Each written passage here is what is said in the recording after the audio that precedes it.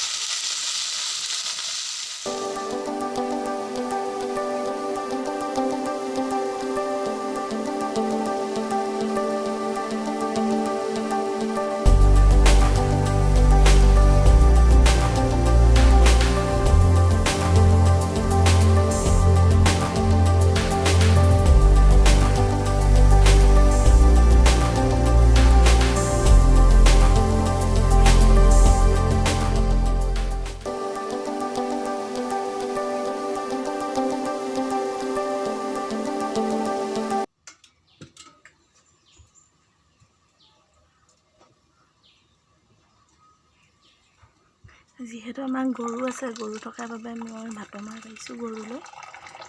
আৰু দেউতা চুগাৰ আছে, চুগাৰৰ বাবে ভাতৰ মাৰটো খাব নোৱাৰে, সেইবাবে মাৰটো কাঢ়ি দিয়া হয় আমাৰ।